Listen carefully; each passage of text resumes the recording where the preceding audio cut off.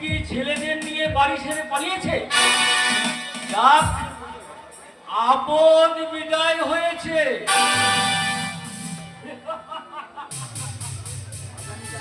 আগামীকাল সংবাদপত্রের প্রথম পাতায় এই খবরটা ফলাও করে ছেপে ওকে আমি মিথ্যা বদনামের পাকে ডুবিয়ে আমার নিজের পথ পরিত্যাগ করে দেব। দাদা, দাদা গো, ওই পায়েসের তীব্র বিষটা তো আমি মিশিয়েছিলাম, তা না হলে বিশাল এই বিশাল সম্পত্তির মালিক আমি হতাম কি করে? কিন্তু পালিয়ে তুমি বাঁচতে পারবে না দাদা। কোনো এক নিশুতি রাতে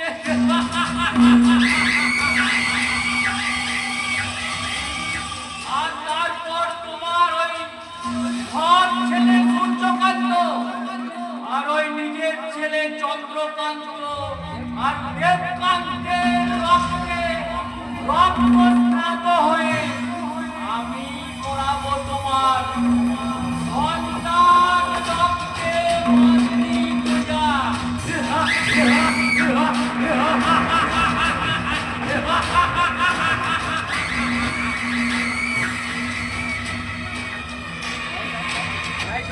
বহু পরিবর্তন। আরে বাবা, বাড়িতে সবাই আমার পড়াশোনা নিয়ে পাগল। আরে বাবা, আরে যার নাচ গান ও রোমাঞ্চ হচ্ছে জীবনের প্রথম, সে কিনা ওই কলেজের চারতলের মাঝখানে ওই বন্ধ ঘরের মধ্যে বন্দি শব্দগুলোকে পড়তে পারে বুঝি? না, পারে না।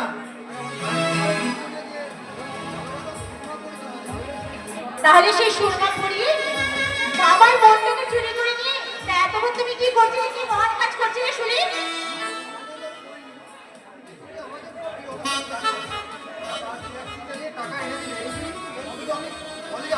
আরে বাবা, সেই জন্য তো বলছিলাম তোমার পড়াশোনার জন্য আমার বাবার কাছ থেকে না হয়। জানতে পারলে মা দাদা ভীষণ দুঃখ পাবে, আর কোনো কারণে আমি তাদের মনে দুঃখ দিতে চাই না। তাহলে আমাদের ভালোবাসা তাদের সুন্দর বাধা। আচ্ছা, তারা যদি আমাকে কোনোদিন মেনে নিতে না পারে? আমার দাদা আর মা কোনোদিনও আমাদের অস্বীকার করতে পারবে না। তাই যদি করে তাহলে তাহলে আমার আমার মৃত্যু ছাড়া কোনো পথ থাকবে না। ছাড়া তো অত বাধা বিপত্তিকে অতিক্রম করেও আমি আমার ভালোবাসাকে এমনিভাবেই বসিয়ে আনিয়ে রাখবো। আর আমি তোমার বুকে মাথা রেখে বলবো, বন্ধ মনে দুয়ার দিয়ে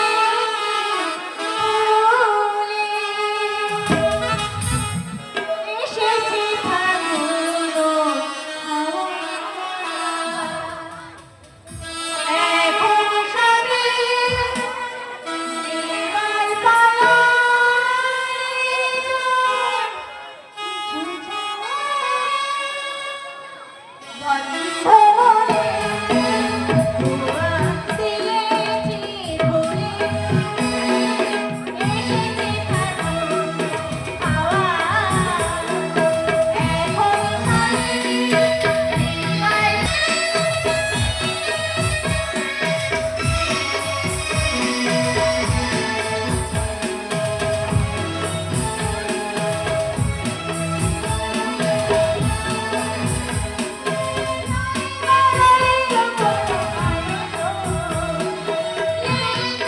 বৃন্দাবন বানানোর জন্য তোমাদের সালা অশেষ ধন্যবাদ। কে তুমি? আমি সালা এই এলাকার বস কালিয়া। আমার এলাকার সব কাজের জন্য আমাকে সালা ট্যাক্স দিতে হয়। ট্যাক্স তার মানে সালা তোমাদের ট্যাক্স করেছে 1000 টাকা, প্রেম করার জন্য 500 আর বুকাসপুর স্টেশনে জড়িয়ে ধরার জন্য 500। দাও দাও, আলু ছাড়ো। একটা পয়সা আমি তোমাদেরকে দেব। এই সালে এতে রোয়াব নেবার চেষ্টা করবে না। কালিয়ার নাম জানো না? তার নামে দোষ। আর তুমি আমাদের জানো না যে জাদু যে আমার বাবা সদানন্দ শিকদারের নামে এই বাঘে এইখানে এক হাতে বাঘে জল খায়। কিন্তু এ শর্মা খাবে না সুন্দরী। আমার হকের পাওনা না দিলে তোমার ড্যাডি আর ওই শালা প্রেমী কেউ তোমায় আমার হাত থেকে বাঁচাতে পারবে না। এসো এসো এসো।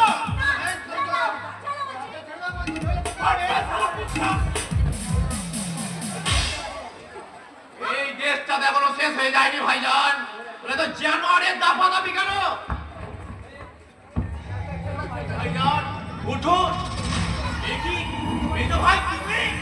হ্যাঁ আচ্ছা তো আমরা কলেজে যাচ্ছিলাম হঠাৎ এই শয়তান ওই শয়তানের শয়তানে গুলি শেষ হয়ে যাবে। কিন্তু ওই মেয়েটি আমার কলেজের বান্ধবী। তাই ফিরে জানোয়ার ওর হাতটা ছাড়বি না আমি অন্য ব্যবস্থা করবো। ওই মাইকার লাললে যে আমার হাত থেকে শিকার ছিনিয়ে নেবে। এসো এসো। ওই মাইকেল লাললে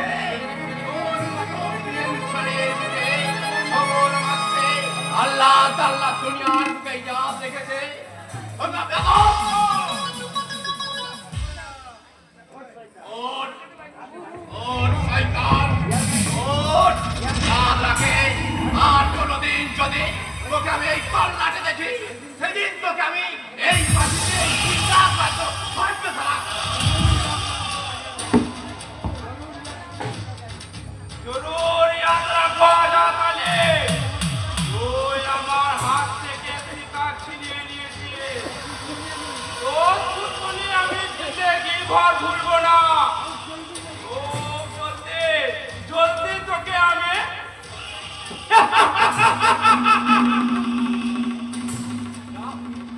ভাই এবার তোমরা কলেজে যাও। যাচ্ছি আজ ভাই কিন্তু মা দাদা জানে কথা জানবে না জানবে না আমি ওয়াদা দিচ্ছি সূর্যের কথা কোনোদিন জানবে না কোনোদিন জানবে না। তাহলে আমরা কলেজে যাচ্ছি বলো না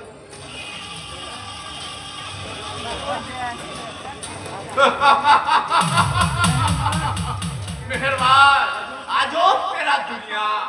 এই ভাইদের লেখাপড়া শেখানোর জন্য সূর্য নিজে লেখাপড়া না শিখে নিজে পেট ভরে না খেয়ে উদয়স্ত পরিশ্রম করে চলেছে আর সেই পয়সা দিয়ে এই ভাইরা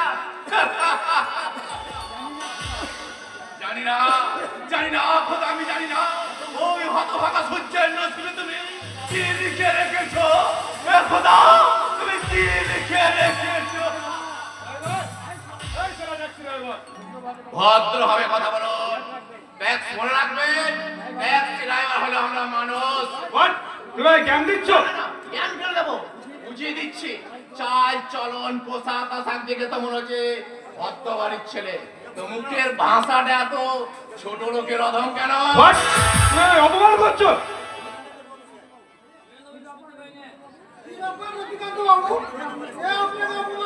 আর বলেন না, যাদের পেটে লাথি মারলে কবের হবে না তারাই এসছে আমাদের অপমান করতে।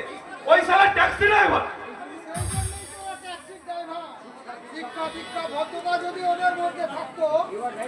Your right sir.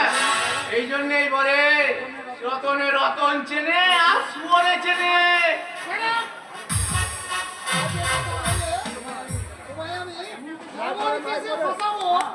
হ্যাঁ স্যার ওটা তো আপনারা ভালোই পারে। চোর ডাকাত খুনি বদমাশিদের নিয়ে থানায় বসে চা খান আর চাকরিটা বজায় রাখতে নিজেও সাধারণ মানুষকে আরে পথের কুকুর মানুষকে কামড়ায়, তাই বলে ওই কুকুরকে কামড়ানো মানুষের স্বভাব হয়। ওনার কথা মতো তোকে আজকে ছেড়ে দিলাম। বাড়ি পৌঁছে হ্যাঁ চলো চলো।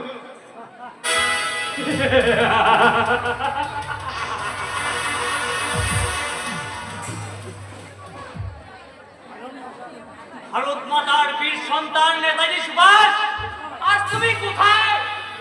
একবার এসে দেখে যাও। তোমার আত্মত্যাগ আর স্বপ্ন নিয়ে গড়া ভারত জননী আজ অঝর নয়নে কাঁদছে। পাগলা! যদি গান্ধীজি বেঁচে থাকতেন তাহলে তিনি লজ্জায় গলায় দৌড়ে দিতেন। শ্রীরাম বিনয় বাদল দিলেন, হাসতে হাসতে মৃত্যুবরণ করতে পারতেন না। ভারতবর্ষের সংবিধান প্রণেতা ডক্টর বি.আর. আম্বেদকর তার নিজের রচনার সংবিধানের অবমাননা দেখে নিজের গালে নিজেই থাপ্পড় মারতেন।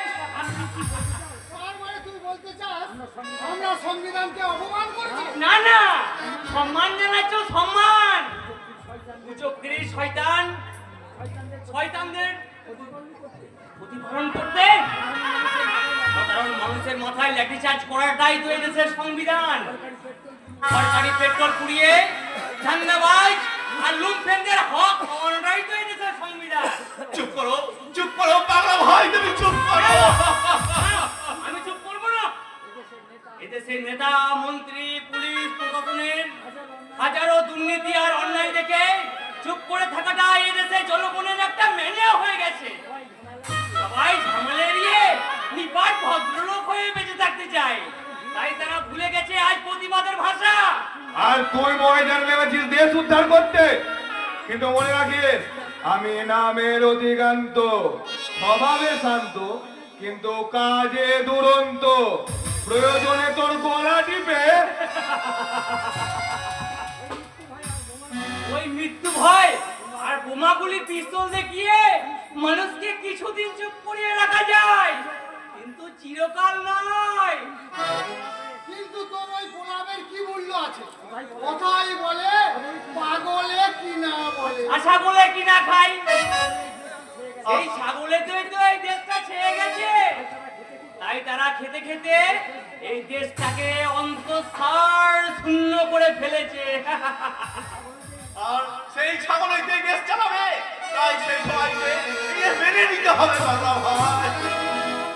কিন্তু তোমার মতো একটা পাগলার কথা না না না না না, আমি পাগল নই, আমি জ্ঞান পাগলা।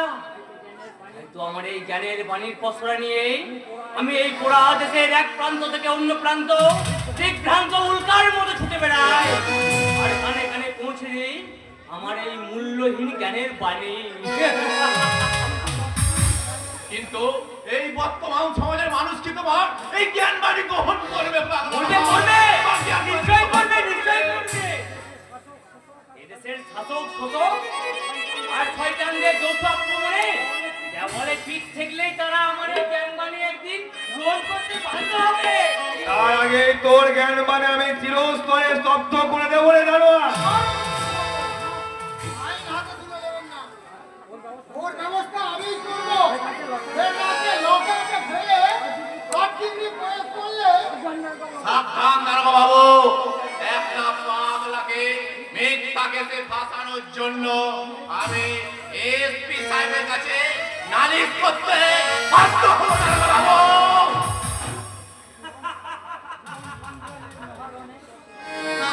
জীবন সংগ্রামের মহারণে ন্যায়ের কাছে অন্যায়, পুণ্যের কাছে পাপ, আর মানুষের কাছে অমানুষ আজ দিকে দিকে জয়লাভ করে চলেছে।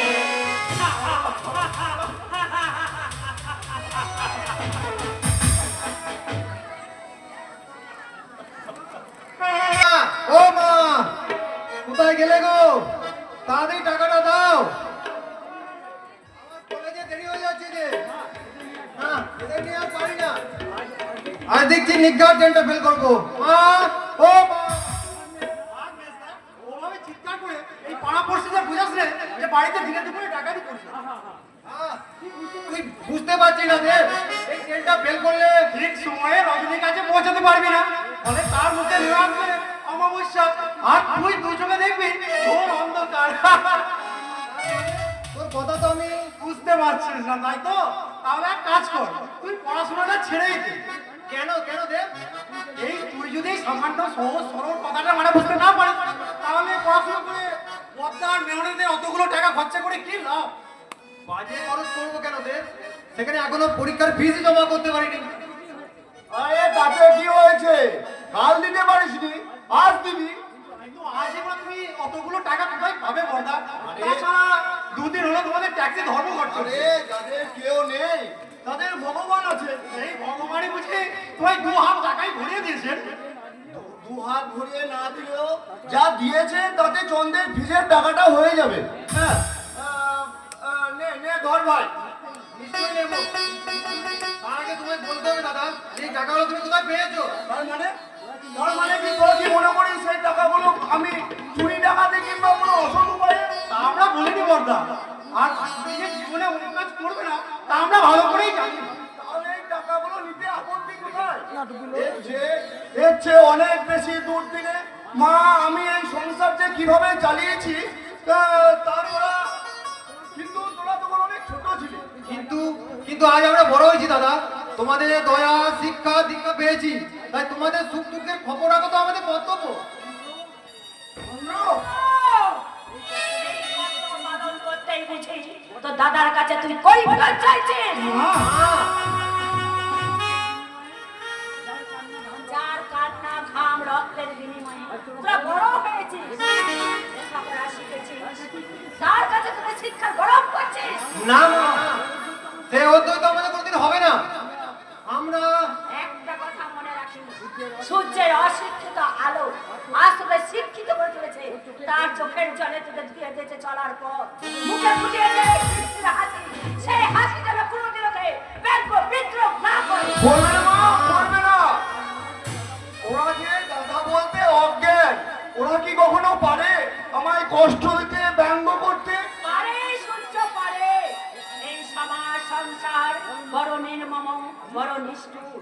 লোভ লালসা সব স্বার্থ করে বেলমেলতে এই সমাজটা গ্রাস করেছে।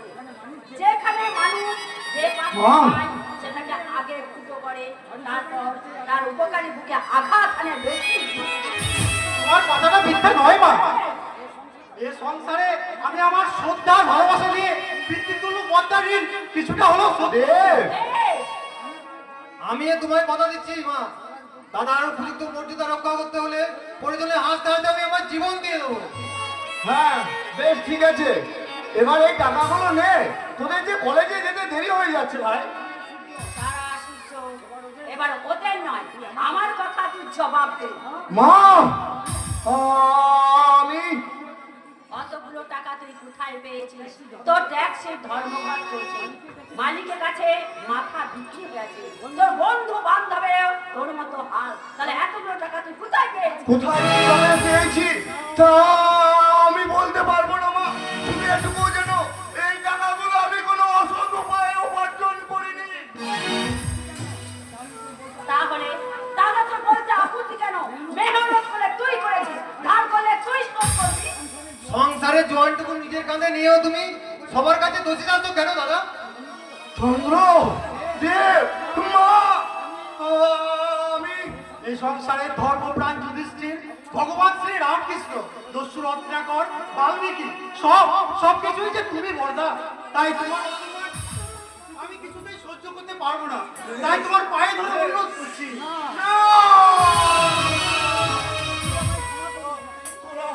তোরা আমায় ক্ষমা করিস ভাই।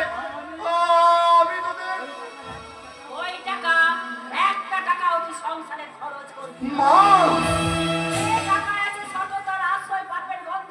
আমরা না খেতে পেয়ে মারা গেলেও ওই টাকা আমি সংসারে কোনো কাজে লাগবে না। আমি বলছি কোনো মিথ্যার আশ্রয় না নিয়ে আমি বলছি এই সংসারের অভাব অনটন উপসরে এই টাকাগুলো আমি জোগাড় করতে হয়। আমি ও কোনো কথা বলবে না। রামবিজান, সে সত্য যে বড় নির্মম, বড় নিষ্ঠুর রামবিজান, যা শুনে আপনারা সহ্য করতে পারবেন না। রামবিজান সহ্য করতে পারবে না। হাজার হাজার দুঃখ কষ্ট জ্বালা যন্ত্রণা যাদের মৃত্যু তারা সব সহ্য করতে পারবে। বলো হাজার, তুমি বলো, তুমি বলো। যেগুলো আঘাত হতে পারবো, তাছাড়া সব দুঃখ কষ্ট একা বুকে নিয়ে বদ্ধা হাত করবে কেন? আর আমরা